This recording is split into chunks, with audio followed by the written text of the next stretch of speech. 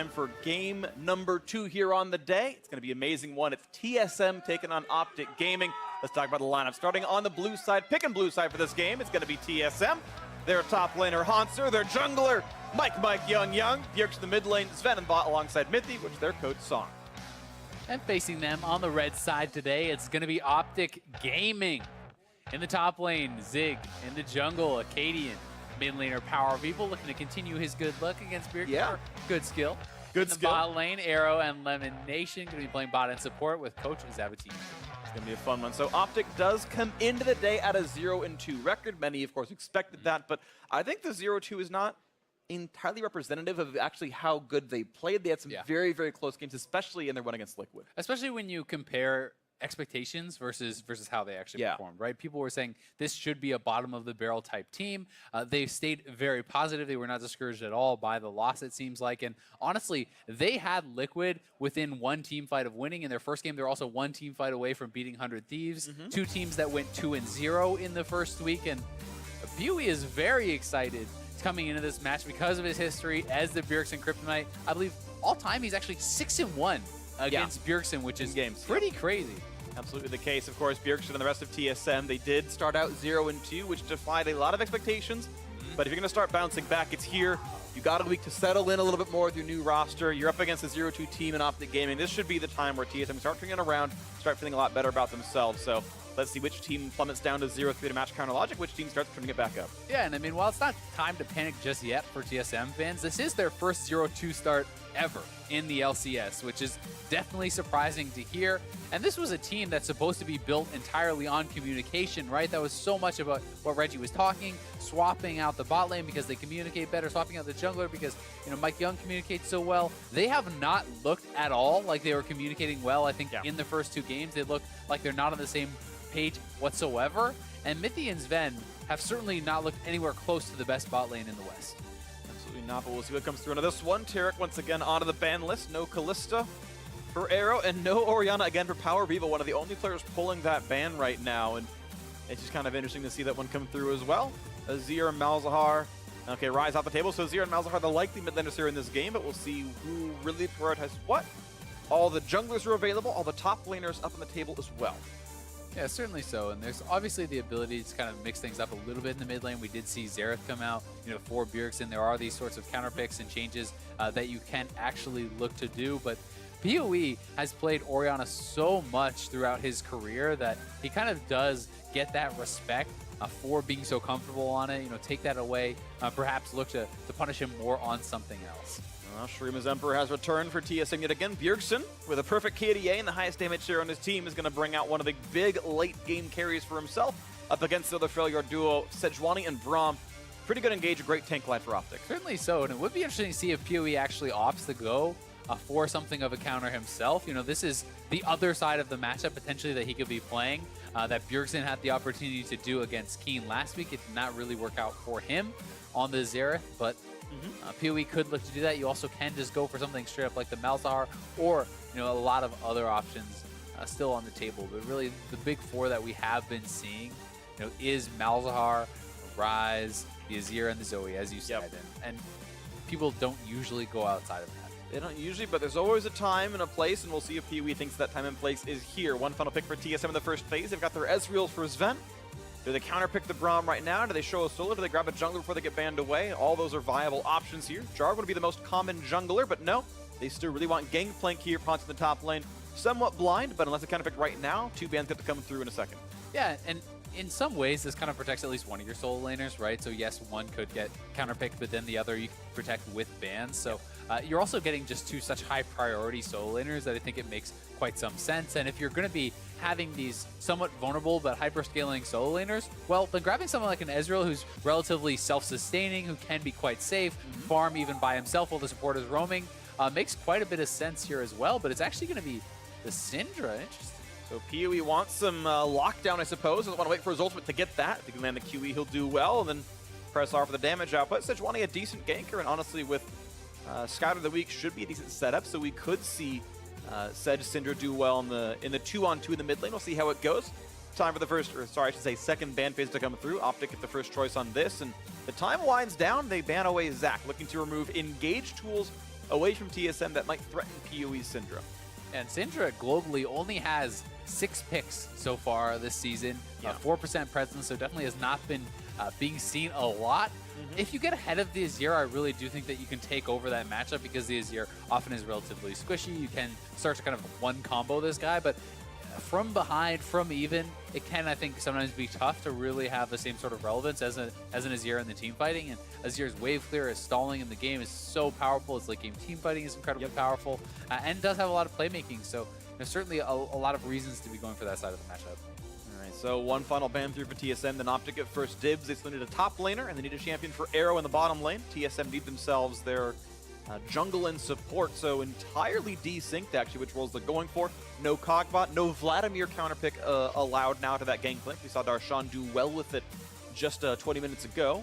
I think that the Kog'Maw actually makes quite a bit of sense as a ban here as well, because OpTic, you don't really have a lot of damage in this comp so far. In the top 3, you have 2 tanks, you have a burst mage, not someone who's really going to be doing a lot of consistent DPS throughout a team fight, generally speaking. So the Gnar also speaking to that, they are going to need a sort of hyper carry, AD carry, I feel, to pull this together. Or you simply may not have enough DPS to really pull it through in an extended team fight unless you're kind of snowballing the game. Yeah, ones I'm thinking of, and probably order of actually going to happen, would be Tristana, then Caitlyn, and then I think Twitch is very good, but it's a very unsafe champion and could be a big threat. Interesting to see Ornn picked, even though Braum has been shown. Of course, Ornn, a highly prized top laner in the general sense. Though. Oh, you're right. It is going to be Ornn support because they already have Gangplank. You're right. So now to show themselves what jungler they want to do. Evelynn, highly prized in North America, and a lot of other leagues actually disappears entirely. Pun not intended, though appreciated. And we'll see if Mike Young does go for another squishy, high-damage jungler. And in fact, yes, his third jungler pick, he played a Shyvana game, played a God's game, now onto the Evelynn. TSM are not putting tanks in their jungler. Yeah, and I mean, Eve is extremely powerful in solo queue, an 8.1, one of the highest win rates. Definitely a lot of threat to be put out on the map as an assassin. And once you hit level 6, you get the stealth. That's very difficult to play around as far as split pushing, as far as just where you are on the map. You always have to be cognizant of the fact that Evelynn can be moving over your wards and kind of adds another dimension to that. That said, no real true tank for TSM. Because Ornn is coming from the support position, yes, Mithy could build into that tank, but generally speaking, you have to kind of wait a while before you really get resistances, and you are lower on gold. So that is one perhaps concern for them. This is a team I think can be very powerful if you can kite it out, if you can play the team fights very, very well. The Azir and the Ezreal are fairly mobile, and if you can stay in the back line and be hitting people with barrels and this sort of thing, that can work out very well. But if you're falling behind it all, like, it becomes very difficult because the tanks for the other team just kind of run you down, and there are a lot of tanks on the other team. There's a Gnar, there's Sejuani, and then the Braum is somewhat equivalent to the Ornn as far as his tankiness. So definitely think that's a concern, but at the same time for OpTic, if Arrow is not having a good game, I don't see them having the DPS to really make much happen in a team fight. Yeah, maybe so. It's interesting because it is a lower tank composition for TSM, that the requirement of DPS not quite as high based on this comp. But yeah, still remains to be seen. You're absolutely right. There is not nearly the same kind of repeatable damage as TSM's comp. I mean, one is clearly higher on the TSM side. We'll see how it goes here into this one. Hansr, definitely one of the better top laners of last year. TSM, of course, reigning NA LCS champion 3 times in a row. A lot of people expected Hansr and Bjergsen to be huge, and they are on some very big carry threats themselves. Getting stuff into this game pretty shortly. Arrow was the MVP a year ago from Spring Split 2017. I think so far he's been very good, which is nice to see. I think he's going to remain a big factor for OpTic. He's been laning well, he's been team fighting well, and Arrow as the primary DPS threat is going to be one as well. Have heard that Arrow, last I heard, was having minor keyboard issues, so they're going to look into that, and they're replacing the right arrow key. Shout out if you use the arrows to scroll the map while playing League of Legends, by the way. I actually do Open not. The keyboard, it's Christmas. Oh, baby. What'd you get? Open it up. I wonder what's inside. I don't know. Keyboard, probably? What if it's just socks? Dude. How disappointing would that be? Not only for him as on a personal level, but also because then we have to wait for another box to see if there's a keyboard in that one. Yeah. And that one's going to be shoes, and you're just going to be like, wait, what happened to all my real stuff? And that said, though, I did ask for socks for Christmas, and I was happy that I got them. Yeah. Because things that, like, little casual things that I want, I buy already, because I have a job, and I'm like, socks are not casual things that you can buy. I mean, they're not exciting to buy, right? It's like, ooh, new game came out, and I go on Steam and I buy that right away, right? Or, a new Ezreal skin comes out and You know what, Freak? log into Whenever your League of birthday is, I'm going to get you some socks. Dude, I appreciate that. Yeah. March 16th. Okay. All right, there you thanks, go. buddy. I'll mark it on my calendar. I'll turn 31. But getting back to the game, Mithy actually starting with Unsealed Spellbook on the Orin, and he is going to be starting Knight. So pretty interesting to see that. I was expecting Guardian, to be honest, because I do think that Guardian is so powerful on the melee supports, but obviously having the Summoner spell cooldown can be very, very nice here also. And especially if you are going to be having an aggressive jungler, being able to have the Ignite on your support offers some more kill pressure, some more threat, not only in the bot lane, but also if he wants to look to roam, post 6, you can just show up to a lane and ult down and try to pick up a kill there. So we'll see kind of how well that really does play out, because as far as just baseline effectiveness, Guardian is just always good. And that is why, generally speaking, Guardian has high win rates, not only just on tank supports, but also on a lot of the tank junglers. Yeah, totally agree. And we've even seen champions like Nunu, who like everyone was joking about being really bad, actually did well with Guardian. And, worth pointing out that some of these defensive keystones are really very strong. Got a quick ETA from production, about a minute and a half to go until we're done with the keyboard at getting tested and back into the game. So we'll get onto that one pretty shortly. But once again, shout out that even though the live patch is 8.2, we are still playing at 8.1 this weekend. There's usually about a week we give teams to practice before we put them onto the patch professionally. So this would be the last few games of 8.1 for the... Getting loose. Yeah, warming up. I like that he's practicing his jaw movements as well. I don't know who talks by moving their jaw left and right. It actually sounds really weird when I'm doing it. So I don't know if he needed that, but...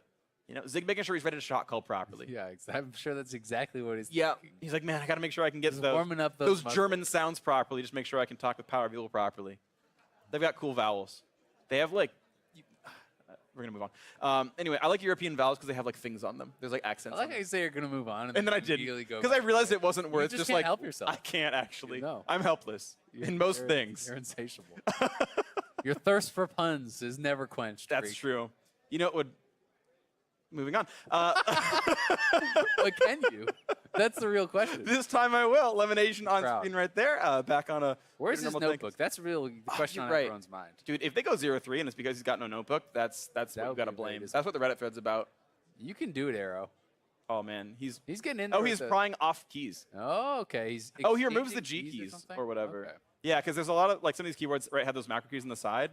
And I actually don't like keyboards with those keys on the side as well, because I'll, feel for the escape keys and I'm hitting F17 or whatever that button is over in the corner, and it's actually bound to numlock or something, and now my items don't work anymore and stuff. That'd be unlucky. Yeah. All right. So either way, two OT teams starting off. Obviously bad first week for both TSM and OpTic, looking to get a first one on the table.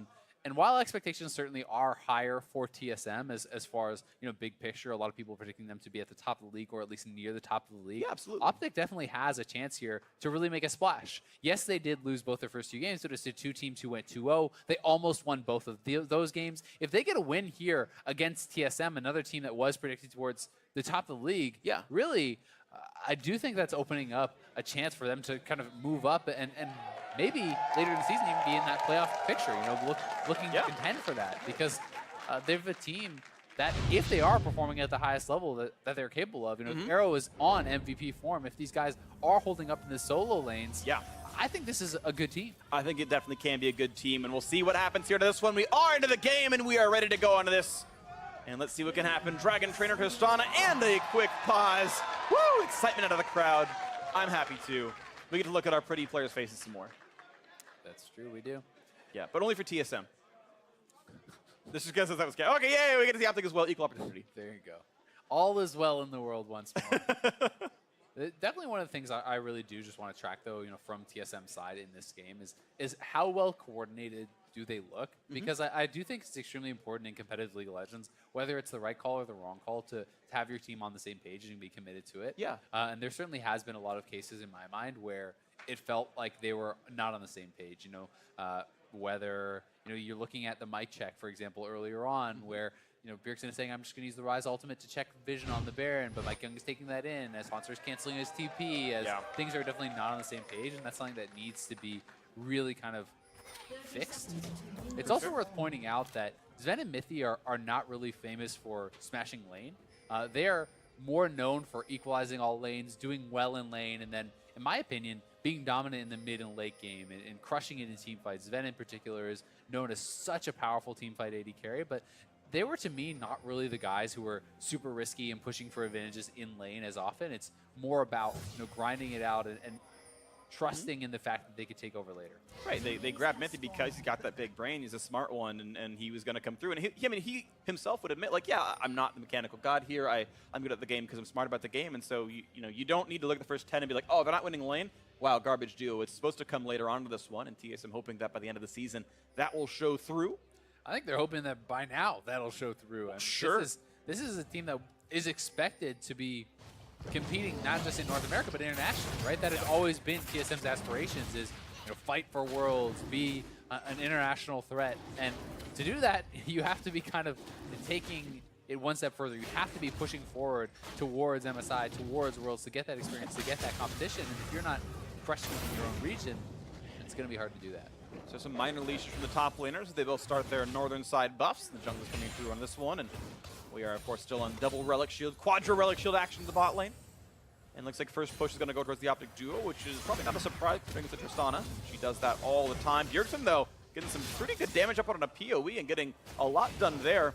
I want to point out we've seen an increasing trend of mid laners running Presence of Mind to go precision secondary, which is infinite mana for 7 seconds when you get a level up or a killer assist, and that was in both mid laners in the previous game. It's on Bjergsen here in this one, and it's just kind of interesting to see that sort of shift in priority. Yeah, and I think it's something that can be very powerful during the team fights. If you are in an all-in sort of team fight with people dying, you're probably not going to run out of mana, but it's kind of surprising because I always kind of feel like Morello's fills that gap, and if you are playing someone who doesn't build Morello, then yes, that makes a lot more sense. But if you're going to be on Syndra, I expect to see that item, and then that is kind of already taking care of that to me. Like when you get a killer assist, you're already getting a lot of your mana back, and then it's probably not really going to be an issue. So it'll be interesting to see if our Revo is going to go that way. Decent damage for that one.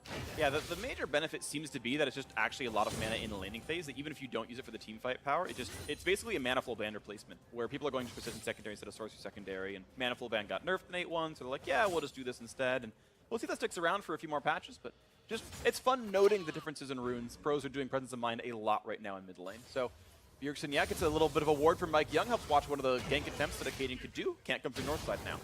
And also another little difference here is you'll see a lack of stopwatches in the bot lane, right? There's actually 3 people taking Biscuit Delivery, which I think is a fairly underrated mastery as far as sustain goes. But it's interesting to see that taken in what I would think is going to be a very passive lane, right? And if you are just kind of playing it very slowly, yes, having potions is useful, but it's not as necessary. Whereas if you're going to die, it's probably going to be in an all-in situation. So in my opinion, if you're playing a slow lane like this, it's only really going to sway if it's a jungle visit, then stopwatch is probably just better, because it's all about the power in that one moment instead of kind of power diffused over the time that you have all this extra health regen. Where that is more, to me, like if you're poking back and forth, it's really powerful. I want to point out one thing, is we got our runes overlay, but versus a would-be gank in the mid lane, Bjergsen is safe.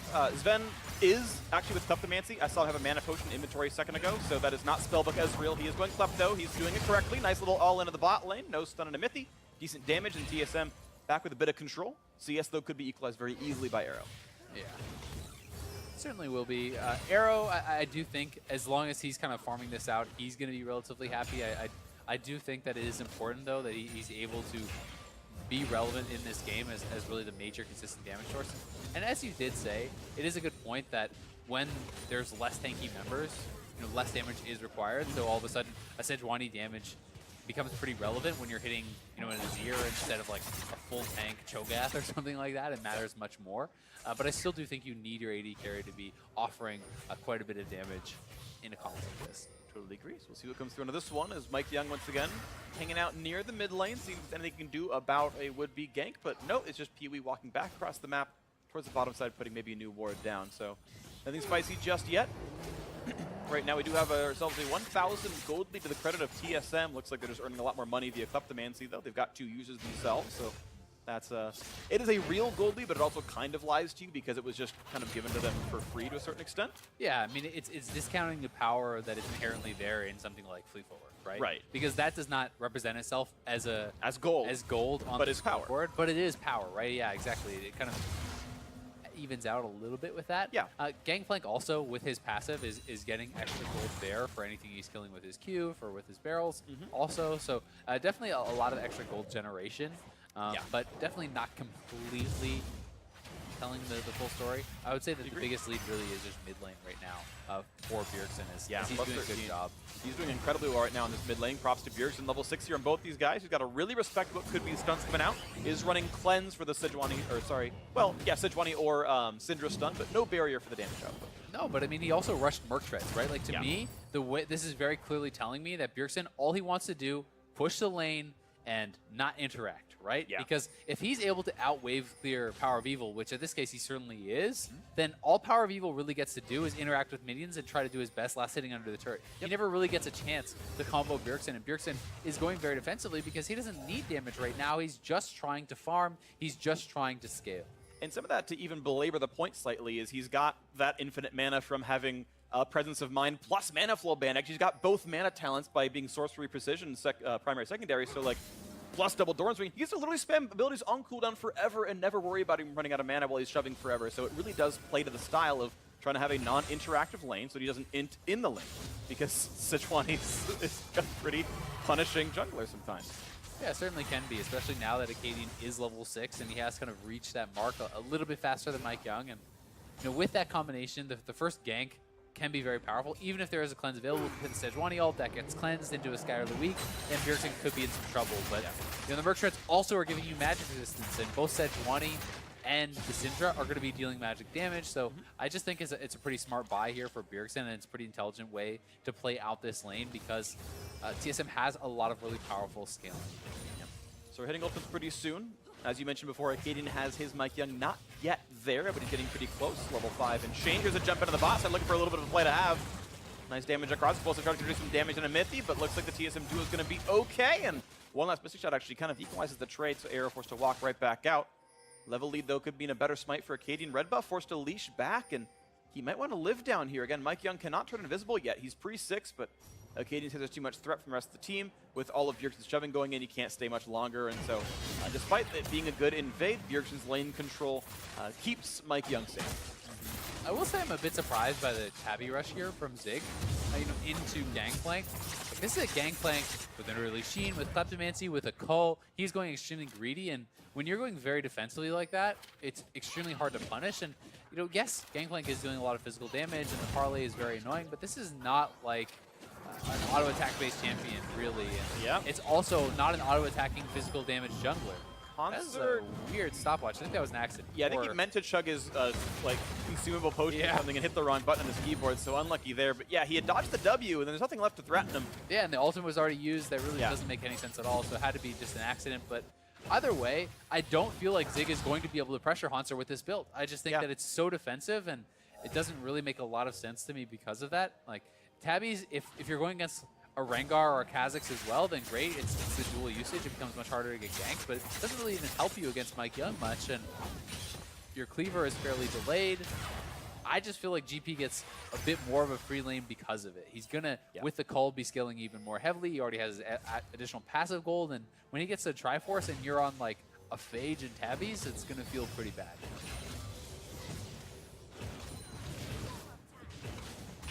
All right, and so as we look back into this bottom lane, 1,800 gold lead for TSM. Again, it's the Klepto users and the mid lane farm lead. Nice little chunk of damage towards the bot lane. Elimination forced to take a few licks and walk right back out, but everyone's going to be pretty much all right for themselves. And yeah, it has been a much lower impact early game compared to the previous one we cast, who were re-hitting some of these same points, but pretty easily Sven got to his Tier Sheen recall. He feels really good about that one. I would pretty much always take Tier Sheen over a BF sword start, so he's feeling pretty good about his lane and just stacking up. All the way to Iceborne Gauntlet, so he's really able to get so much money right now, Sven. Yeah, back in the lane 10 minutes in on his first power spike already done.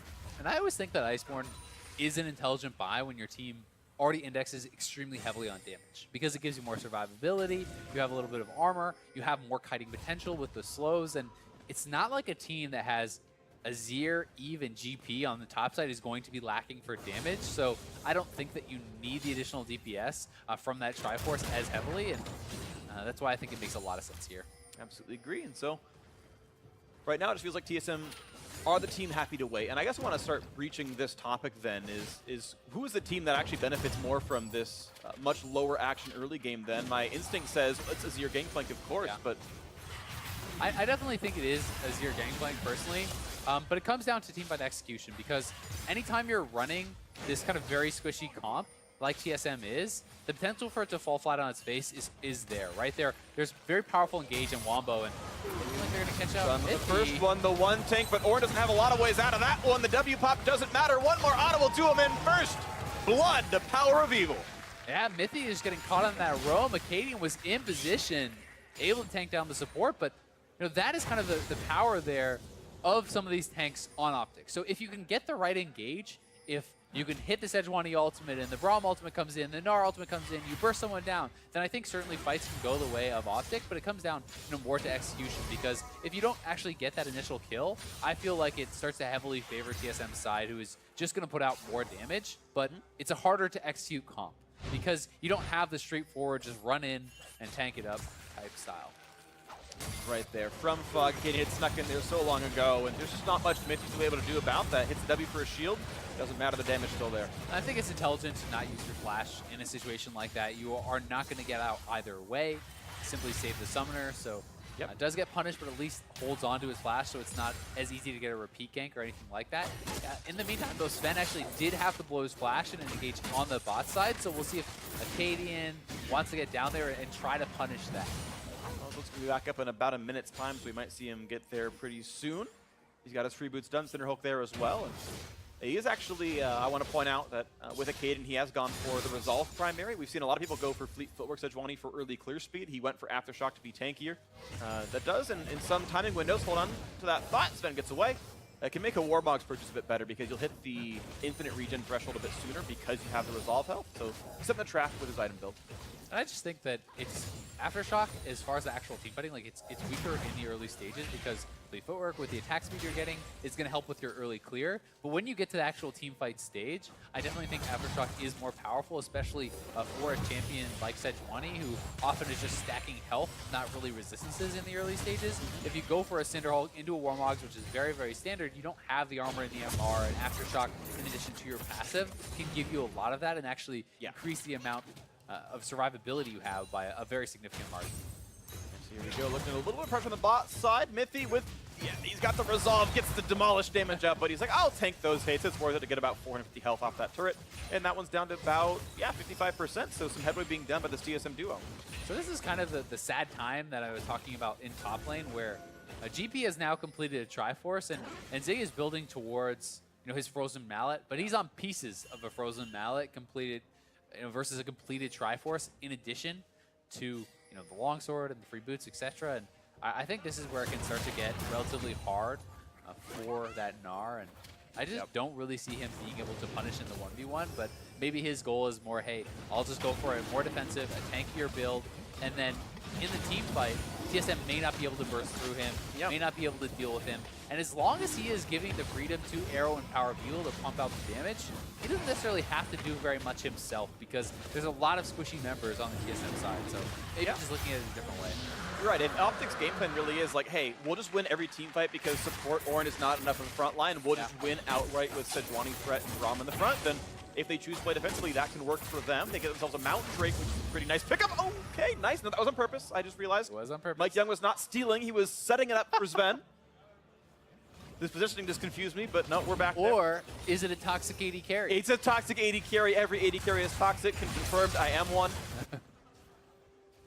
Hashtag free freak. Okay, move on. 2,000 gold leave TSM. And yeah, just kind of sitting in the same place now for themselves. And with Hans having the ultimate, the Ornn pops in as well. Look for the knockup. Not going to hit anyone, actually. Splits the upright. 3 points to Mithy. Welcome to America. This is how we play football. And now looking for a little bit more. As a chase onto Acadian, the damage not going to be there, though. The ultimate attack for Mud. Mike is low. One more hit. Pops the stopwatch, but no ulti. No way out. Stun's going to land. One more shot. An arrow. Gets a second kill now for OpTic as Ven runs away. Red buff on. Lands some more shots, but not going to matter. Quick pickup there. OpTic 2-0. Good stuff from Acadian there, honestly, and it looked to me, I'll have to see that in the replay, but it looked like the execute was available from Mike Young onto Acadian. The image kind of does come up above them, showing that you can actually signify their kill, and Mike Young went in for that, and I believe it was a Guardian proc from Lemonation that actually saved him, because you get an actual icon. So watch Acadian here. You'll see the icon does appear as he gets low, and Mike Young says, I can go in and kill him. And then, is it a Guardian? No, he got Summoner healed. Oh, he got Summoner healed. Guardian was wasted on Arrow. It was the heal there from Arrow. Something came out, and that kind of baited Mike Young in to go for the execute. And then, honestly, just a nice ultimate to follow up off of that stopwatch there for Acadian. And it's the flash use, the ultimate use, stopwatch use for Mike Young. No kill available.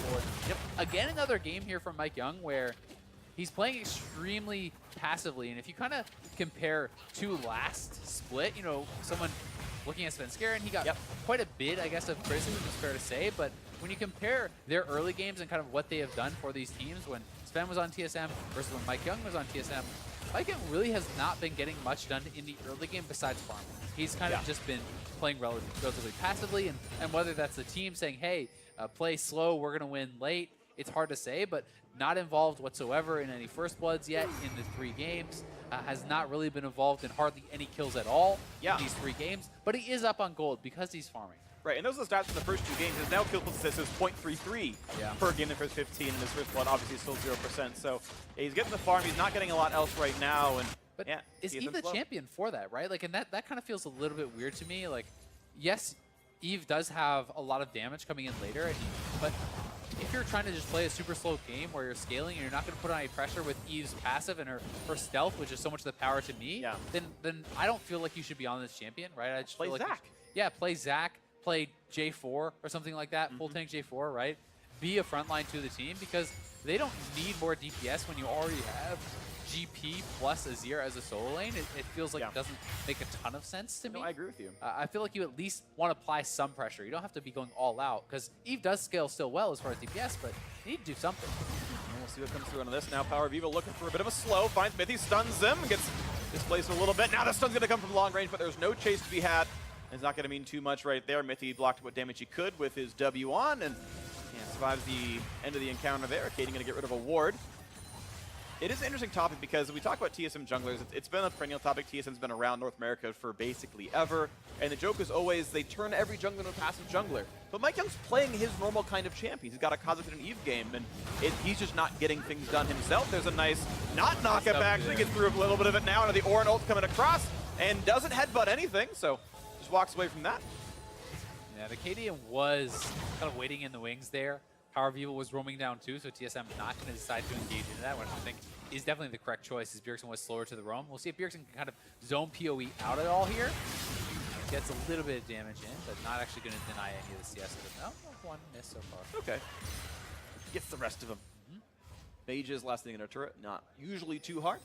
Yeah, Bjergsen had no backup there. Of course, near him couldn't go for any kind of a dive or shuffle as the rest of the team was pushed away. And okay, bot turret gets low, and that's actually first turret picked up right there. So hey, they are finding those eked out advantages in the bot lane. Sven and Mithy with very little help from what I can remember. Up 20 CS first turret as well without much else going on, and props to them. And they're up a lot of gold to their credit, right? Klepto coming in, you can see a big gold advantage not only from the first turret, but also from Kleptomancy, from the GP passive.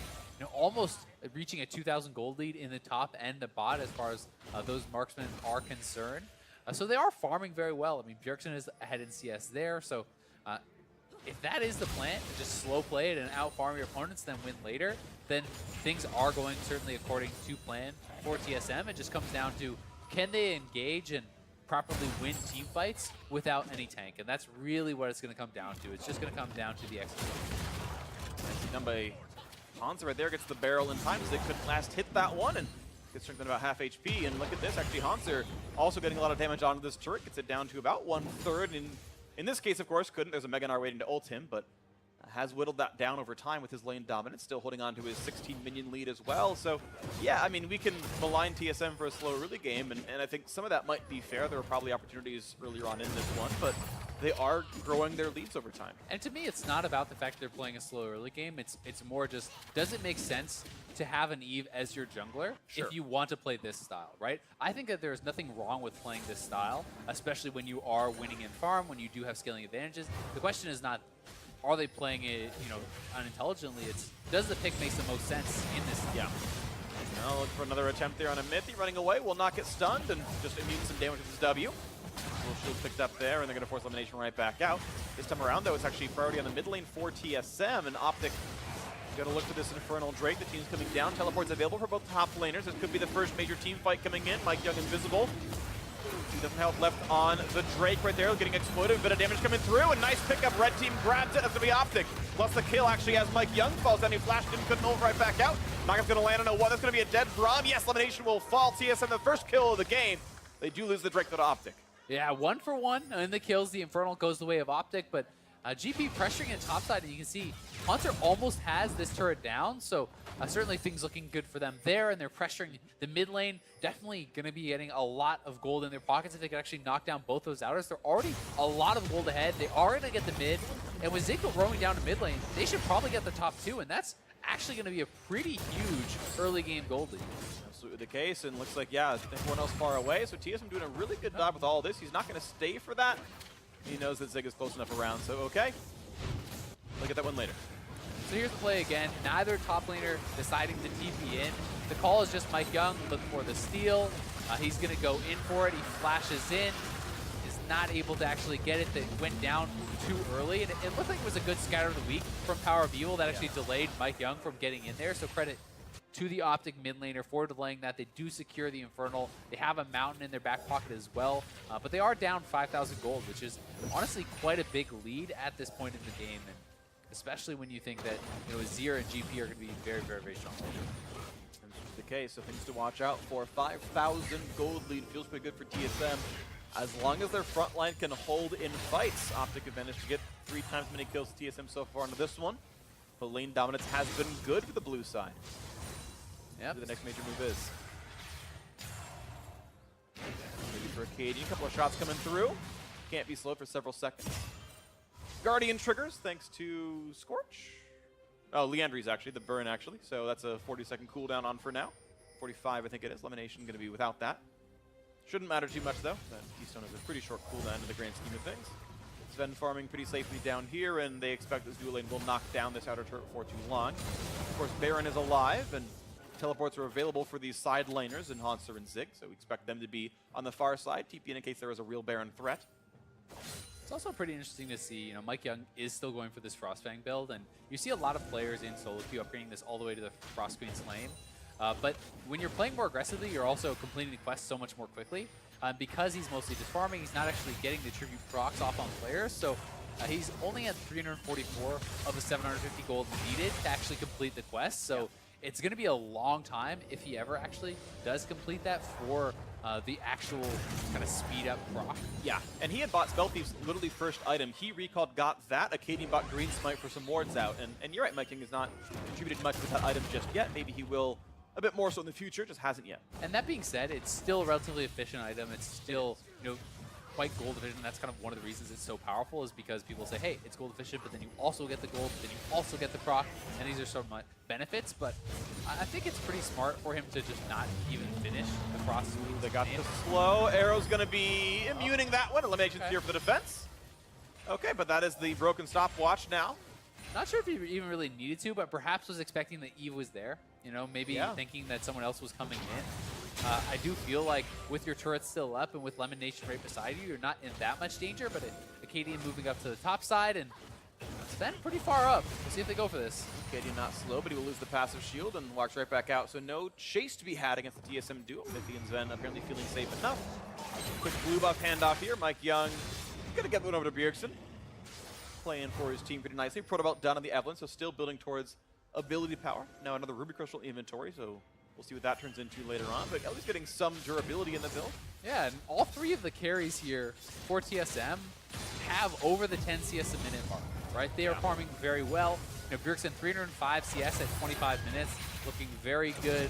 But Haunter is very close up there as well, and might actually get a solo kill here. He still has his ultimate. A little bit of damage done right there. Zig forced to jump away. Burns his flash for it, and Bjergsen wants to get around the wall, but not going to happen just yet.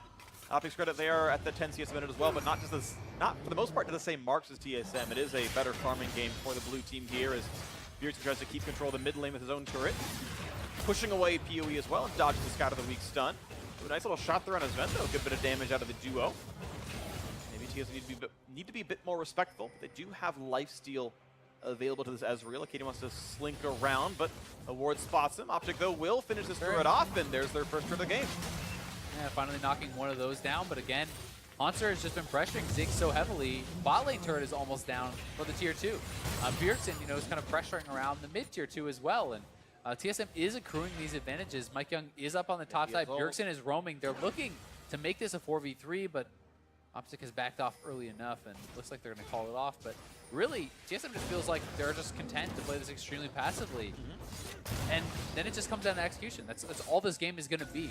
Can TSM avoid the engage and out DPS and essentially knock down their opponents? Or are one of their carries going to get caught? Are they going to get comboed? And then all of a sudden the Goldie doesn't matter. If you hit some sort of a combo that catches both GP and Azir and they instantly die, well, you don't really have this massive front line to be up there and absorbing all the skill shots and kind of tanking that up for you. Absolutely the case. So things to watch for then is, can Acadian get in? Can Zig get the TP flanker? Can Elimination get on there? Even PoE can do it to some degree as well, but remains to be seen if that can actually come through right here. 3-item build done for Arrow. He's got his 2 Zeal upgrades, so that's a really big Tristana. That's in very much online champion. Ben's in a pretty good spot himself, has the Last Whisper. Zig recalls in safety, and Haunter will keep this push going. As you mentioned, that bot lane tier 2 is an incredibly low health turret. It will not take much to be killed off. It always kind of feels nice as an AD carry as well when there's not a lot of armor built on the other team because you're not necessarily forced into a Last Whisper. I'm going to be interested to see what the choices are here for Arrow. Is he feeling threatened enough by this Eve and by the Azir that he feels he needs to go for some sort of magic resist item, like a Maw, or is he going to go straight for a Bloodthirster, which I think is probably an option that I would be going for. I think Whisper is not a terrible trap. There is enough armor on the one tank in mid that it's maybe the right choice. Going to see the engage in the front side, though, not blocked at all by Elimination, but the ulti across to buy some time. They've got to run away, though, because there's big damage out of Mike Young potentially here. They've walked the Gangplank ultimate already. No kills to be had, but several flashes down, actually, from the defending side as OpTic lose some ground. Yeah, a lot of summoners blown there. 2 flashes blown for OpTic. The heal going out as well. It was Mike Young's flash. Zig does arrive, but a little bit late. And they are going to be looking to take this dragon. OpTic, I think, is just going to try to push up mid and try to threaten another turret, get a little bit of gold for themselves, because they have been kind of out-positioned at that dragon. A little bit of damage in the mid, but not a ton right there. Just going to take some shots, but looks like Arrow's going to stay safe, and no longer has a minion wave in the way, and Sven playing just on the right edge of this one, gets half HP down. And Haunter back to the bot side. He can probably knock down that turret. It's extremely low, and no one really is in position to defend. He's trying to slow play it because he doesn't really know where everyone on OpTic is, but that turret is not long for this world. The top lane turret is going to be another one knocked down for TSM, so 3 turrets down, and the gold lead is still kind of slowly growing here. Yeah. Going for a while. TSM, if you want to make a fairly biased safety point for OpTic, they'll hit full build first and stop acquiring value out of their gold. Wow, what an advantage. I fed this guy so much he has no more slots. See, there you go. They can't even buy pinks. That's how I rationalize my laning phase. I've given him shutdown gold. You come gank him, jungler. It's okay. He's worth more now. Yeah, I'm not good at this game. It's okay, though. Moving on is TSM are just continuing to play this sort of slow grind, and it is still working. They are still out farming in most cases. Arrow's been given a bit more liberties with the farm, but he's actually now fallen back behind his solos. In individual last hitting. A lot of the gold is really in the pockets of Monster, though, so it's kind of how much can he convert. And you also have to take into account the fact that GP is balanced somewhat around the fact that he is going to have more gold because his passive gives him more gold. So therefore, generally speaking, you're going to have lower base stats. You're going to have things like this that are kind of accounting somewhat for that. But he is, a few thousand gold ahead of his counterpart, and the rest of the map, things are even enough that it's certainly OpTic has a chance to be able to win these fights. Right here, Parlay has earned 1,400 gold via the mechanic on that one, so you can kind of track that against everything else. Now some damage onto Acadian, half HP on the Sejuani. Aftershock buying some time, but really getting low onto this one. Not a lot of resistance on that. Champion has to get a couple of jumps away to knock that a cannon barrage, and here comes the re-engage that Mithy wants in, and actually the shield had dropped, so Elimination's in a bad way, has to jump right back out. They will stay alive. They're getting away from that Ornn engage. I actually really liked what TSM did there, splitting up the Ezreal ult to actually get the Braum shield to come, then using the Ornn ulti now that it couldn't be blocked, and they're going to force onto this Baron. It's going down fast. Zig is TPing in, though. Oh, and the one-shot arrow is deleted already. That is the most important champion on the team, and that means a lot of map pressure now for TSM once again. Acadian is flashless, ultiless, some damage on Elimination as Sven pushes them away. Mithy's coming around the side as well. They might keep chasing for kills, or at least get rid of some wards. They might just be happy with just that kill, though, and it might also just be a reset. I actually feel like they could have just started the Baron up again. I mean, you have the Orin to tank. Haunter's going to have to flash out. He might get solo killed here. Derek's pop. Zig, can he do it? 2 more attacks will put him in, and yes, a kill on the trade back. And Not this a means a lot. Power of Evil helping, but yeah, big kill there for them. They're going to be able to push up mid lane, and TSM not deciding to restart that Baron when Arrow is down seemed pretty surprising to me because there's not a lot of kind of power left in the OpTic tank when they had no Sejuani ultimate, no Braum ultimate. Arrow is down. Here is the initial play again, and Arrow just walks into these Azir soldiers, gets sniped out by Sven and Bjergsen, and then really, what do they have to actually fight against this? But Power of Evil, nice scatter of the week, and it's Zig going over the wall to finish off Haunter. Trade of flashes, but getting the kill certainly a big deal as it buys OpTic more time and allows them to really get the minion waves going their way. That was some nice stuff. There would have been a 30-second desync between Arrow respawning and Haunter being still dead, but OpTic did not get to use that to go for a Baron or anything. Looking for a flank, though. OpTic, 3 members in the brush on the side, perhaps, but still a small window where Haunter can't join. Ulti only for him, and here comes actually TSM trying to engage. Again, they don't have Haunter really available outside of the ultimate. They're going to go for this one, though, on a PoE. Keep in mind there was a Braum ready to block all this damage output. Elimination getting a bit low, though. He can be shut down, and in fact, he will be. Mithy getting the kill credit of all people. It seemed like Elimination was kind of hesitating if he wanted to try to run through the GP ult or try to stand back out of it, and he kind of stutter stepped back towards TSM. And yes, you are a Braum, but you're not that tanky as a pure support. That felt like a split call because Haunter couldn't reach outside of the ultimate. Theoretically, that's a 5v4 you would then take as OpTic, but boom! 947 gold apiece, thank you very much. Gangplank has some money for himself. He's got a Shiv, always going to feel really good with wave clear there, and likely going to be working towards the last item I would expect, but he could go for something a bit more defensive as well, like a GA. Either way, Arrow is actually opting to go for some magic resist, so he has picked up the Null Magic Mantle. Might be a QSS, could just be the straight Maw. I think, after dying so quickly over by the Baron, definitely has to respect the damage that's going to be put out of Bjergsen, and if Bjergsen can kind of get his soldiers up on top of him, that is very scary, because then there's potential, Mike Young coming in and executing you, but totally. Will be interesting to see what he actually decides to complete. I always do think that if a team like this that has a lot of poke and kind of long range things that are hitting you, like the Azir shoulders, and you're getting poked out by an Ezreal and the GP's ulting on you and these sorts of things, I always feel like lifesteal is so incredibly powerful in these situations, because if you're taking poke but not actually lethal damage, having a BT means you can almost instantly heal that back up, and then things like them running to the Baron off of poke damage is no longer nearly as viable. Absolutely. You kill a Raptor twice in your full HP. Exactly, but at the same time, if you're dying to what you think is an all-in, as he did by that Baron pit, then the Maw is going to be like the most.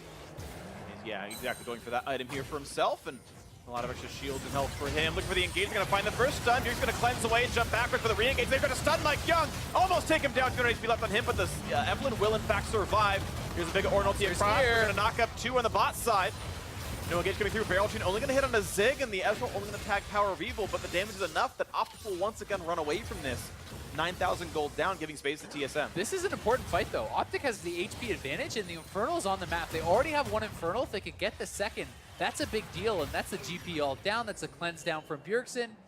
Cleanse down from Mithy here as well. He's actually swapped over to that. So they're going to start up this Infernal, and it looks like it's just theirs. TSM will give it, and that does honestly eliminate some of the gold lead. Not as much as, as it would for a team like TSM, who's building more AD and AP, but Arrow and Power of Evil are going to be noticeably stronger, and even Zig will get something from this. Absolutely agree. Arrow right now sitting on 217 attack damage, Power of Evil on 483 ability power, so yeah, decent upticks for the two of them.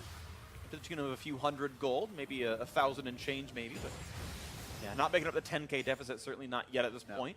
TSM with the move around of resources get to go back to the top river first themselves though, and the rest vision control away from OpTic. Looks like Baron's going to be the next major focus, as kind of as it has been for the last 15 minutes or so. I think the cleanse is actually a pretty smart choice here from Mithy in this situation, because he knows he has to absorb the CC, and because he is not like a pure full tank, if you do get hit by the Sejuani ult and things, you're going to get burst down. So having the cleanse in his back pocket to be able to kind of get him out of some of those situations, I think makes quite a bit of sense. I like it. The exhaust, are you really going to be in range of Power of Evil to exhaust him? Probably not. It's more about kiting back with this composition. So I think that the cleanse is actually a pretty intelligent adaptation here from Mithy. And I really agree. I wouldn't have thought of it, but I think it's a really, really good choice. So cool to see that from Mithy here, and we'll see if that actually comes through in a big way in the next fight. On cooldown for a few more seconds. Attempted charm, not going to come through in elimination most likely. No one to jump onto him as the team protects. But this is now the Baron standout. This is where the attention's going to be for the next 5 minutes here, is which team can grab the Baron and take control of the map is going to be the big determinant. Critically for OpTic though, the bot lane is going to be pushing for them. So it's TSM who eventually will have to get down to that bot side and answer as this mini wave stacks up. And that's one of the things that can make these Baron baits so much harder to deal with. If TSM had the wave that OpTic has to respond to, then you start the Baron when they go there and you can force out TPs and things like that. But it's actually time on OpTic's side for now. Then just poking. Sometimes you have these standoffs, and it's just who has the Lux, the Son of the Ezreal, the ARAM champions, and Ezreal landing a few Qs. Sven's feeling pretty good about that one. And this is kind of the situation I'm talking about, where lifesteal can be so powerful, right? You know, Arrow is getting chunked out. Yes, he does have bleed forward. Yes, he is going to be getting some lifesteal and some health back from that, as well as the Relic Shield, but certainly not a ton of lifesteal on this. And they're looking for Power of Evil. Elimination were separated. Big chunk of damage. The flash actually still hits him on the top side. Elimination incredibly low. Gets someone heal, walks away, and does not Sven as a result of Arrow helping him out. But that is some summoners gone. Health bar is even lower now as OpTic forced to run away. Yeah, they certainly are. The mid laner and support are going right back to base. Huge mini wave is stacking though on bot side, and TSM need to either now go down to bot and answer that, or they have to start the Baron and kind of push OpTic into doing something. But for now, TSM is just kind of sitting around, and look how big that wave is getting on the minimap. It's just absolutely massive. Mid turret is pretty low here too. Wow, TSM really playing incredibly defensively. They force a hard recall out of elimination. Super they got risk-averse. 3 big summoner spells out on important champions and say, yeah, we would rather recall and have Haunter play for waves than go for a 5v3 and 50-50 the Barons. Might look for another ult. Not going to land that as a Acadian though. Bjergsen had cleanse anyway, wouldn't have mattered, but mid lane turret's going to fall off the fact that Haunter had to run down to the bot lane, so that wave turns into cash into OpTic's hands. And that's the map pressure that I was talking about, right? That slow push that was developed by OpTic earlier, really working in their favor. That means now that TSM loses all their vision around the Baron. You know, their chunk, their damage on elimination really did not result in much, though they did get the flashes. So that's pretty big, you know, getting a flash out of Power of Evil. And that also seems a little bit random. They're kind of pretty far back, but it is a low cooldown, so not the end of the world. Yeah, it's at this rank, it's the same, in 8.1, it's the same cooldown as something like a Nautilus or a Maokai ultimate there, and of course he's built himself a good 30 CDR on items so far, so not too hard to spam that one a little bit. Goes fishing, doesn't find it, that's okay. He'll try again later on. Bot lane actually gets traded back just off the big wave that was pushing in via Haunter's shove. They managed to equalize a bit of that gold off of bot lane tier 2 falling, so the game remains 5-2 in Turret's favor of TSM. Gold remains his 9,000 difference here, and we'll once again see the next moves come through. Malva Mortius done for Arrow. Sven on full build now at this point with his Scimitar done, so nowhere else to grow for the Ezreal. And as much as you were joking about the, for OpTic, you know, TSM's going to be done their builds sooner and blah, blah, blah. Yeah, but I walked on the hold on. Yeah, there's a fight. Bjergsen then at 1/3, 2/3 HP now across the wall. Comes Acadian. He wants this one. The Protobot forward as well. Everyone wants the damage. Ults right back out. Acadian is low. 500 HP left on him. The True Shot barrage getting a bit lower. Mega Gnar turned on as well. And they're going to turn away. Critically, though, Acadian is the only one who got chunked out. He has the Warmog, so he will actually be back up to full health very shortly. Bjergsen did expend his flash, but you know, Arrow is catching up in items to Sven, right? He is only one item away.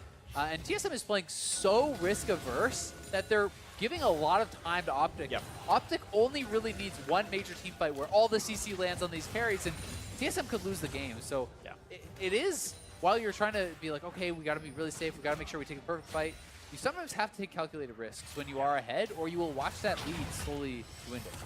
Absolutely the case. Sven completely full build. Haunter completely full build as well. Bjergsen half a slot to go.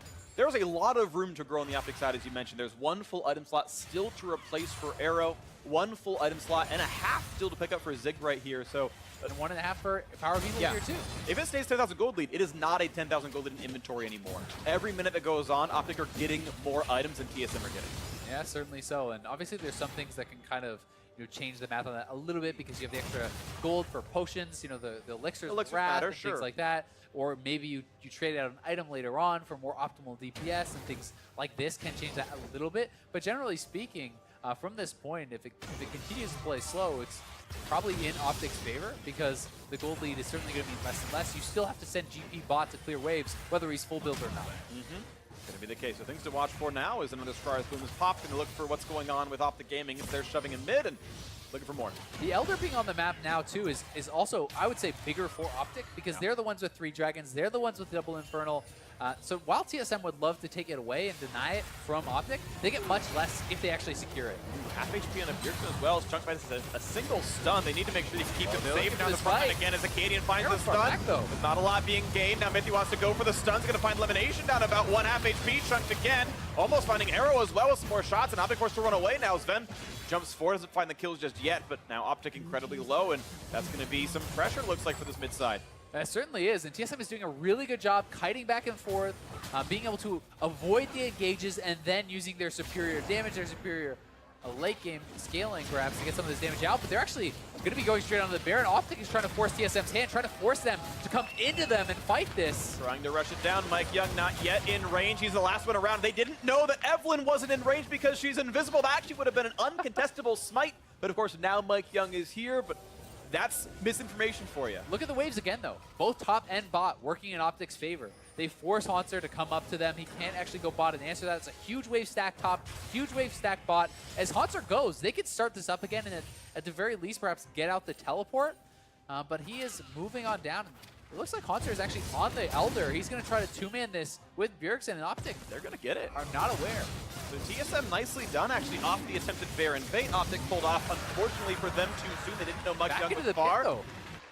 Yeah, looks like they're going to live though. Ezreal used a scout and they say, okay, well, Azir's nowhere near this side of the map. They know he can't get there too quickly, so it's going to be another attempt on the Baron. Mike Young has ult, has flash. Can he win this smite fight? Not even going to be a chance. He won't lose his life. So Baron picked up versus a 1.5 stack Dragon. I'd take that for OpTic. Yeah, certainly so. And the other thing that's worked really well for OpTic about this is the Baron buff lasts longer than the Elder Dragon buff. And if TSM wants to play extremely slow, well, all you have to do as OpTic is turtle for a little while. Once the Elder expires, you have this window of opportunity where their buff is gone, yours is still available, and you can start to get more gold. Plus, you get the additional gold from actually killing that Baron, which is going to help, spring form them towards these last items. You can see another item completed for Zig.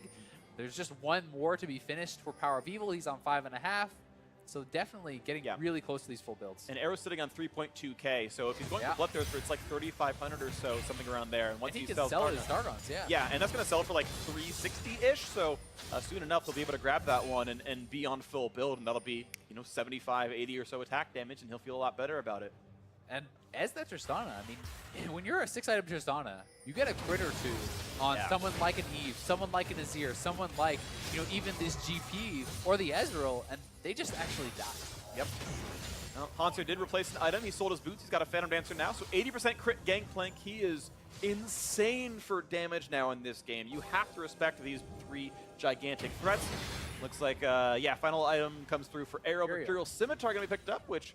a nice mix between Bloodthirster's Lifesteal and a QSS in case you do get caught by something scary, like maybe an Evelyn Charm. Yeah, certainly so, but not a lot of CC, honestly, on this team. So I'm certainly more in the camp of Bloodthirster being a better last item here. But it does also give the magic resistance, which he's obviously worried about Bjergsen, worried about Mike Young, and there's certainly some... Turret's gone. Watch for that, too. All right, 45 minutes. We're going to see a trade of turrets. Haunter split pushing pretty nicely. TSM realizing they're starting to lose the map, playing a bit more loose with the splits. They're going to go ahead and trade that as it's now 6-3 in turrets. Only inhibitors left now to be defended with those structures as OpTic have finally knocked down the last of the outers. And the Elder Dragon is about to expire now. It's about one more wave and then it's gone, and then OpTic really can look to push and pressure and try to utilize their Baron. So at the very least, I expect them to get the bottom turret here too, which really is going to push them even closer in this gold game, because as you have pointed out, the gold lead is somewhat lying to you now as GP and the Ezreal are full build. They are not really getting much, if anything, out from this now. Anymore. Easy rev though to Sven. Does actually have slightly diminished value for an Ezreal because you're going to slow anyway off of your Iceborne Gauntlet. But which he did sell though. He traded out for a Triforce. Oh, you're right. I missed that. He is trying to change that up and optimize a little bit more for the DPS. He's kept his boots, but as you pointed out, Haunter, grabbed that PD. He's actually changed out to an Essence Reaver now here instead of the Ghost Bleed. So Yeah. they are trying to go for more optimal damage builds, and that's also going to give Poncer 100% crit. Yeah, well, everything he's going to do is going to do a lot right there. Now, Acadian finding some time with Bjergsen. He's going to lose his passive. Now here comes be a nice re-engage as the ulti coming across as well. Half HP, Acadian forced to flash away. This could be a gigantic ulti by Young's already dead though, so 5v4 favor of OpTic. If they can get into this fight, Zig's still safe in the back line. The Minty could be running down. Arrow gets one for himself. 2 kills so far to OpTic. And this is actually so big. They still have the Baron buff. The mini wave is coming, and Arrow is back to full health. Bjergsen is at half health. 1 crit from Arrow could mean Bjergsen gets dangerously low, if not goes down, but they are going to reset. They take that win, and that is what I'm talking about as far as execution. When you do not have the tanks, you do not have any room for error. Mike Young goes in, instantly is killed. Mithy cannot hold up as a frontline tank against a 6-item Tristana, against this almost full build Power of Evil, and it's double Infernal on top of that. So really, the advantages in gold are very negligible at all at this point. Absolutely the case here. Half a slot to go left for Power of Evil. He recalled back to join the team, and there's still about 10 seconds of the reinforcements not going to be joining the fight. Big barrel, though. Yeah, half HP on PoE. With the wave being clear, this is actually going to stop the entire push for OpTic, and Sven's like, yeah, I'll get a bit more done here in this one. Poke down Acadian a little bit. He's going to grab some wolves for good measure, get towards his last item slot as well. One thing I actually really love here from Elimination, I think very intelligent, he got a Warmogs. Love it. And I think this is so smart because the way that TSM is playing, they use their abilities to chunk out their opponent, they kite back, and then they try to have a reset advantage. That is gone with the Warmogs now, and knocking down the turret, Acadian in the front line. He's tanking up for a long time. Now watch Mike Young from the top side, goes in, flashes in for Power Fuel. Power Fuel flashes out of the way, Mike Young instantly dead. And then now the focus on Mithy. Look how fast he goes down in comparison to Acadian, who was fully tanking the 6-item Azir for a long time. And that is the difference between that support tank and the true 6-item, or well, not quite 6-item yet for Acadian, but the true tanks coming out of the jungle, coming out of the solo lanes. You just have so much more gold. I just realized I forgot something. Ornn exists. In Mithy at level 14, they can now upgrade the items for TSM. Yep. The Infinity Edge can become an Infinity-er Edge. The Trinity Force becomes the tons of damage dealer. I know Medic knows the names. He looked them up in the EU LCS last week. I'm not as dedicated to my craft. Molten Edge, I think. So it is Trinity Fusion. Trinity Fusion, thank you. Is the item that has been purchased here.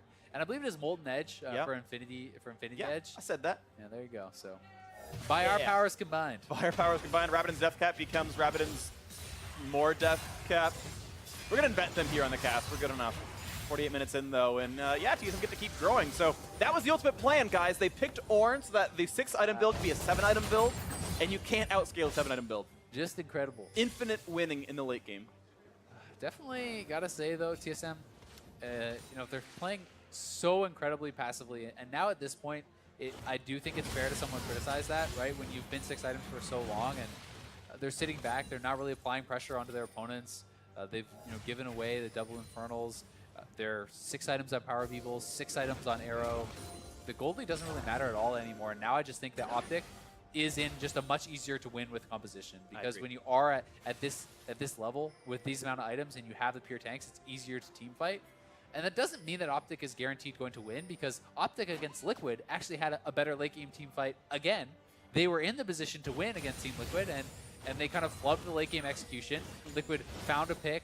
They mix executed in the final fight, and Team Liquid comes away with that victory. But OpTic is now gifted another chance to take down one of the best teams in the NALCS, or one of the teams that is predicted to be one of the best teams in the NALCS. Absolutely. But in 45 seconds, TSM's next power spike comes in as Bjergsen and Sven have Gathering Storm.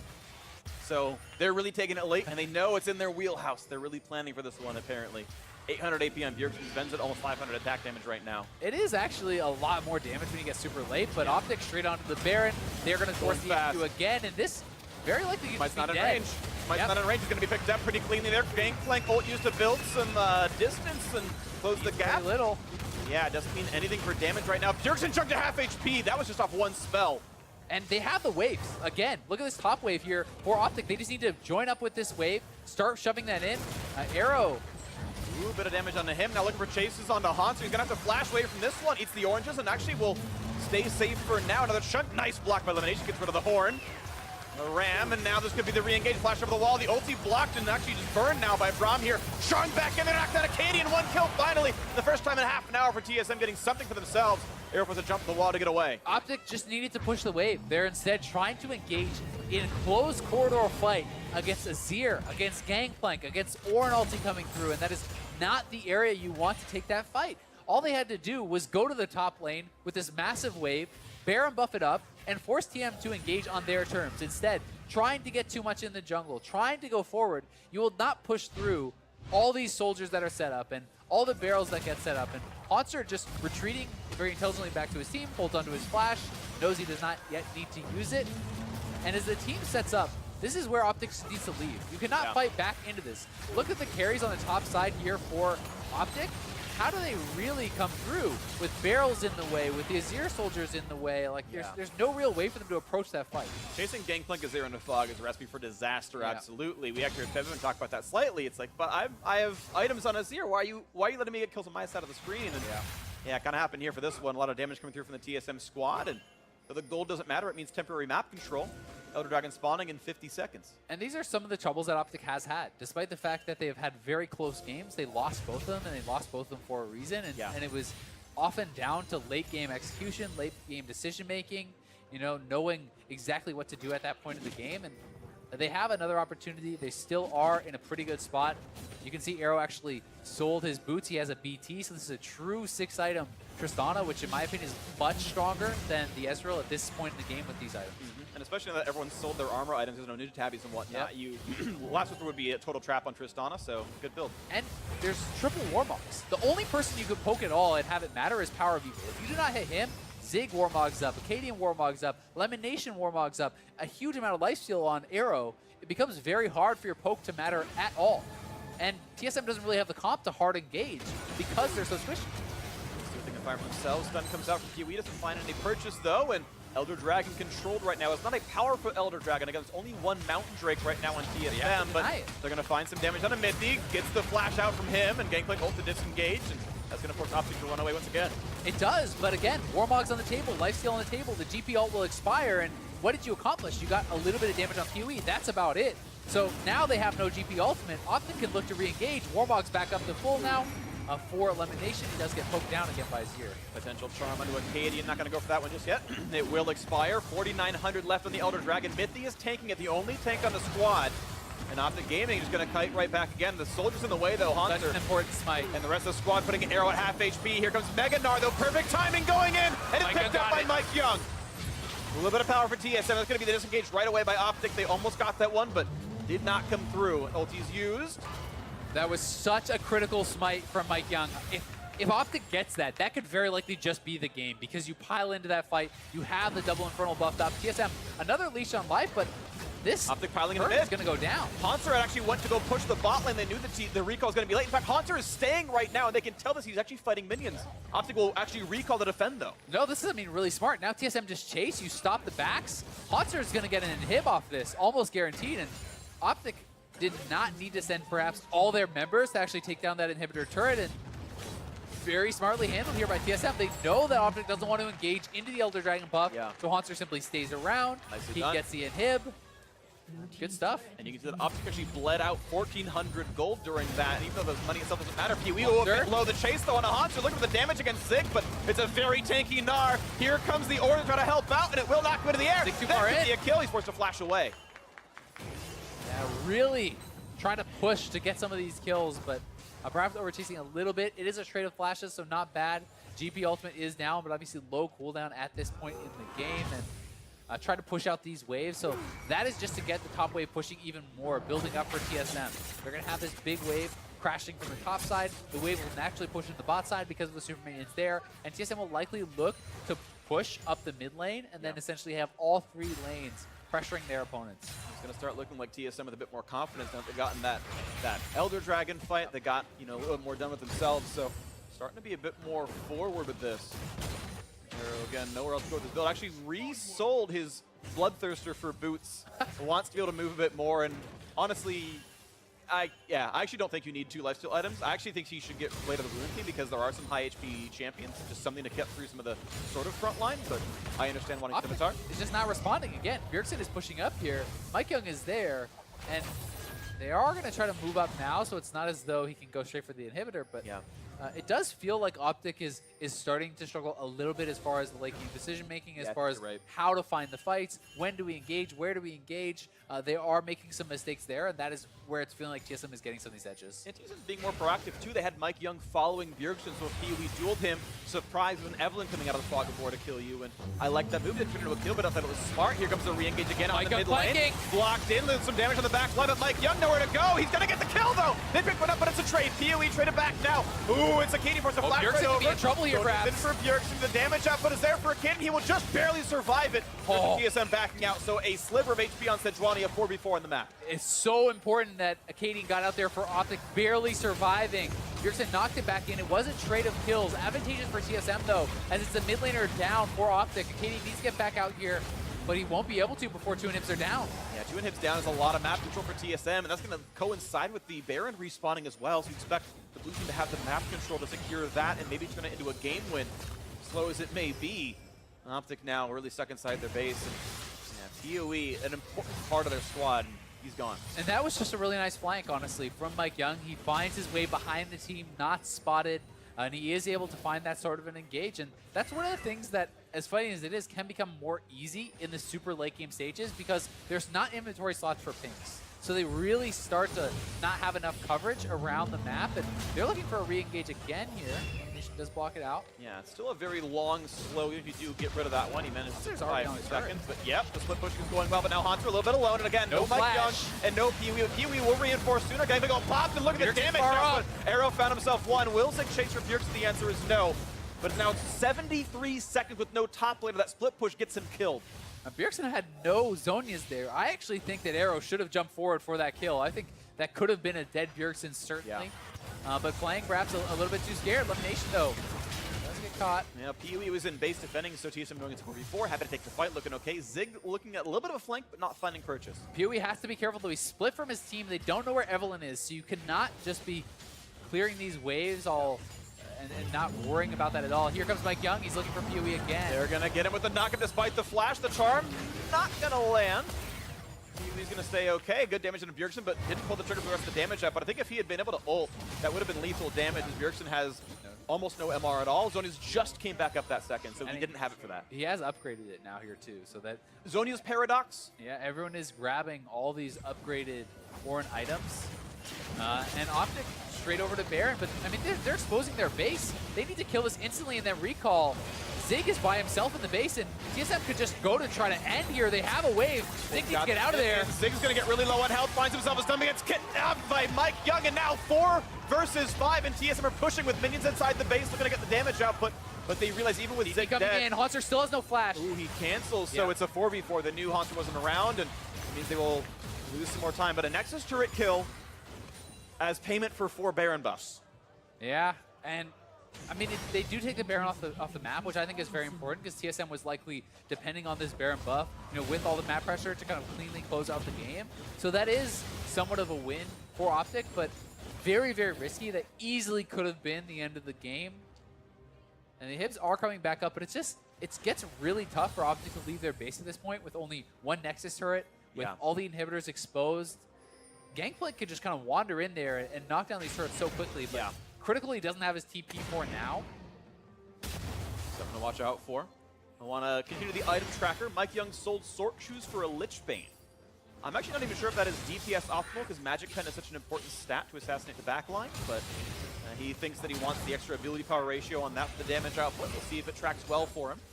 And Bjergsen and Sven both have Gathering Storm, and when you hit 60 minutes, it's a comical amount of extra AP. I mean, we are almost bridging that gap. That is another benchmark where that mastery becomes probably more efficient than Keystones. Like, it's actually insane at 60 minutes. Yeah. Well, most games don't go 60 minutes, and of course. Then you watch the LCS.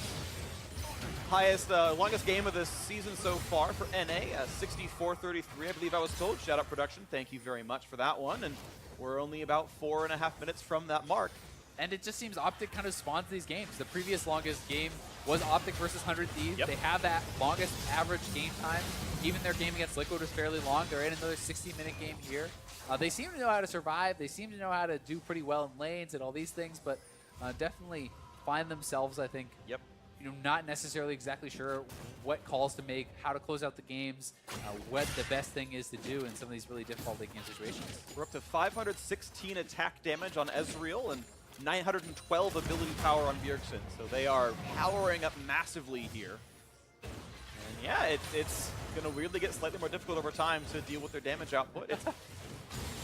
I think though still, like, even in a situation like this, even when you talk about individual items and whatnot, or the mouthwash upgrades, yeah, positioning and actual macro sense are 99% of the game at this point. The little, like, oh, I do 5% more damage to you does not matter in most cases. Yep, very few cases. But when you look at someone like Katie getting away with 10% health, which could have ended the game, mastery choices matter in those sorts of situations, Yes, right? When it is very, very close, you always want to give yourself the best advantage possible, even if it's not going to decide the game most of the time. Why would you not just have the optimal build? Why would you not have the optimal runes, right? And that is more kind of the interesting part about it for me, and that's why it's a fun discussion. But you count like a 5% out of it, something like that. Exactly, and certainly it's going to come down to positioning mistakes. It's going to come down to macro mistakes. And OpTic, again, knocking at the door of TSM, but can they actually hold on here? Cadian wants in. They're going to use the Baron buff for some extra stats here. This one, a knockup coming Arrow's across not really from involved. But yeah, Arrow couldn't get any attacks off, and now the Gangplank will get the chase coming in. Here comes Ornn. He's going to get forward the knockup. Only two, actually, as they kite around to the side. Oh, the triple hit!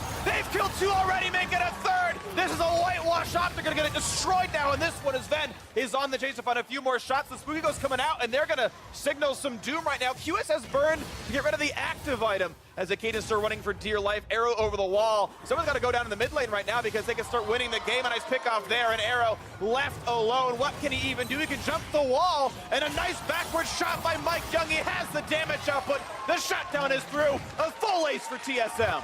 And that is going to do it. TSM should just be able to walk down mid lane here and get their first win of the season. Oh, and a heartbreak for OpTic just the same. It's their second over-hour-long loss that they could have had, but couldn't play it right. TSM finally gets something on the board in the win column. A lot of work still to do for the squad, but at least one is a start. They will play again tomorrow, as will OpTic, but now it's just to walk into the Nexus. There are no surprises left to be had here on this one. Nothing's going to stop this. TSM will take down OpTic in Game 2. Certainly will, and did a good job hiding back, sealing the final team fight. It did feel like OpTic was not all on the same page with that engage. You see Sejuani go forward, you see Braum go forward, and you see Arrow, still on the minions, still on the inhibitor, not really able to really find their groove as far as the end game team fights. And TSM deserves a lot of credit for that. They never really gave them the opportunity to find those all-in fights. They were always cutting back, they were always disengaging and putting out so much damage to the members of OpTic that were coming forward that it became very difficult to actually pile in and ever finish off any of those fights. Well, the handshake's coming through. Sven and Mythi finally get their first win in North America alongside Bjergsen, Mike Young, Hanser, and well, maybe this is the start of things going up for TSM. I did think this was going to be a bit of a close match because OpTic was looking better than expectation, TSM looking worse than expectation. And we did have a close game for it. Yeah. TSM chose to play a very, very slow game, and I think by design, I think they came in saying, hey, we think we're the better late game shot calling team. They ran Gathering Storm on a few of the carries, which was probably on purpose because of opposing team. And that plan did work at the end of it. Yeah, it certainly did, and credit to Mike Young. He found some really nice flanks in the later stages of the game, and I think despite the fact that he wasn't really involved early, he did have some critical flanks, he did have some critical moves in the later stages of the game that did help to seal it. But it's definitely not the most decisive win from TSM. This is a 62-minute game against an 0-2 team that certainly could have gone either way. It's got to be super frustrating for OpTic, though, who all three games, they were essentially one team fight away from winning. Yep. With a little bit of change of fate, a little bit better shotgun, a little bit better execution, OpTic could be sitting at the top of the tables instead of the bottom right now. Legitimately could have been 3-0 if you kind of flip a coin a bit differently in those games, but they did not have what it took at the end of it all. A 0-3 start to OpTic. They will have, of course, more games to play in the near future, and as every team does in the NALCS, a great line coming out from me. That's why I'm play-by-play and not an analyst, as I say the obvious things. But yeah, still, it's... And I'm wondering at what point the mindset changes from, hey, we're happy we're playing close to, can we just freaking win a game by this point? Because I know week one spirits were high, saying, hey, we played Liquid close, we played 100 Thieves close. That's not bad for a new team with low expectations, at least outward expectations, right, coming into the squad. But if you keep stacking up these, we can't shot call past 45 minutes, you need to fix some very serious issues. I totally agree, and I think that we're probably at that point. We've seen the OpTic 3 out of 3 times can compete with their opposing team, and now it's time to start showing some results. It's time to start executing on the shot calling, but to be fair, it's not an easy problem to fix. No. The game is extremely complicated, only gets more complicated the longer it goes, and that is where they are falling short. So there's no just, oh yeah, hard fix. do X, right? It's get smarter about the game, understand the map better or whatever, right? That's so hard to do. It absolutely is, but we'll see if they can do it in the future. But now let's send it down to Avli May and the victorious mid laner. Thanks, guys. I'm here with Bjergsen. Congratulations on TSM's first win, first victory of the season. Now, was today's victory a sigh of relief, or were you fully confident going into this game? I think it's an important win, but not a pretty win for us. I think it's just good to, especially when you have a new roster, to just get one win on the board for confidence, for that morale boost. And I think it just helps our team a lot overall. I felt more confident this week than last week because I felt like our practice had more purpose and we were specifically working on certain things. I don't think we necessarily executed super well on those things that we learned, but at least everyone is aware and conscious of it, which means that we learned much faster that way. Can you tell me how did you identify and kind of address any shortcomings that may have appeared last week? I think it's pretty simple because we have a lot of veteran players and we have Song as our coach. So identifying the problems isn't as difficult as actually fixing them. So we recognize there's problems, especially just the synergy and communication. When you're used to playing on a team, there's certain things you don't communicate or that your teammates just understood, but now we have to gel as a team and kind of go back to the roots and say, be willing to communicate every small, simple thing so everyone's on the same page. Now, looking back to last week, it was the first O2 for starting week for TSM's history. What kind of an effect did those results have on you and your team? It just made us realize that we really suck, and the other teams are actually not bad right now. And I think it's just losing is always a good motivator, as long as you take it as something you have to break through and you don't feel embarrassed or crushed by it. I think we have players with strong mentality that see it as, all right, now we really have to step up rather than, oh, we're 0-2, we're just crushed, and the depression sets in. So I think it was just good fuel for our team.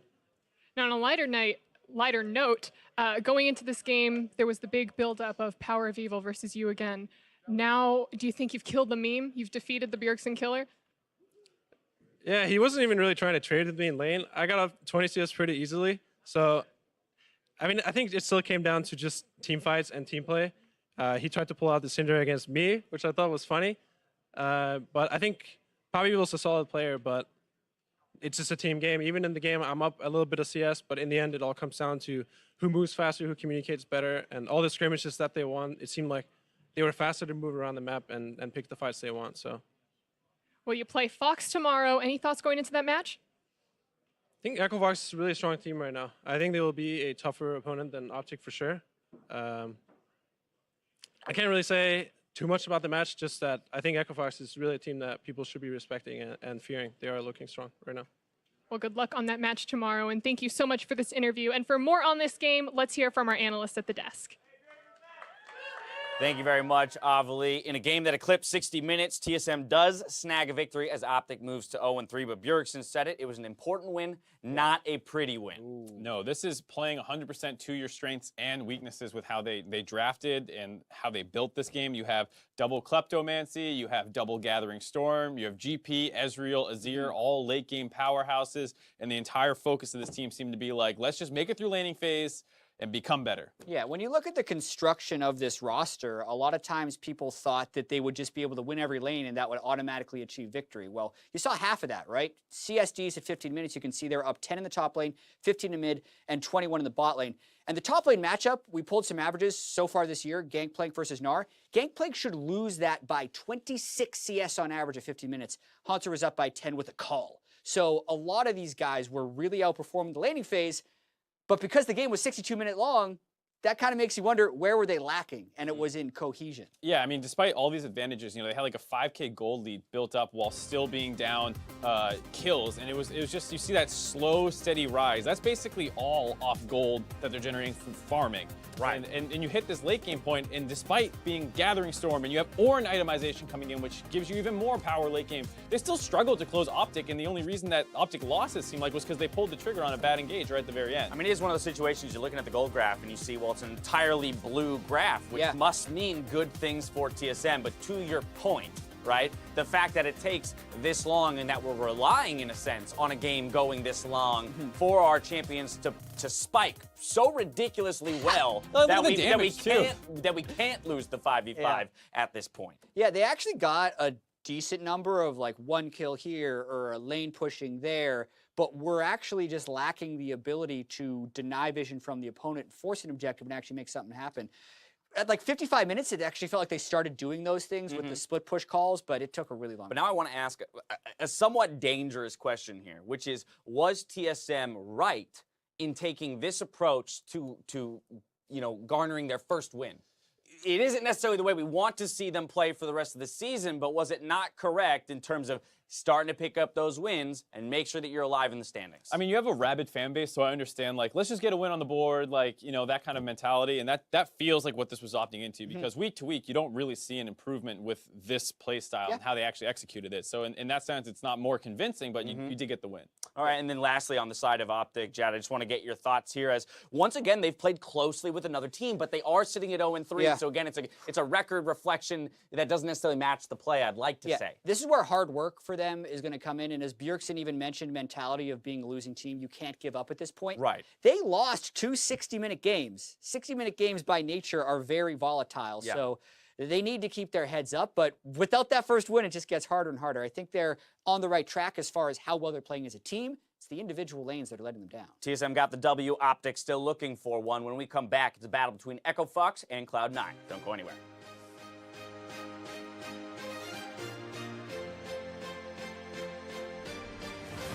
Or doesn't have a lot of ways out of that one. The W pop doesn't matter. One more auto will do him in first.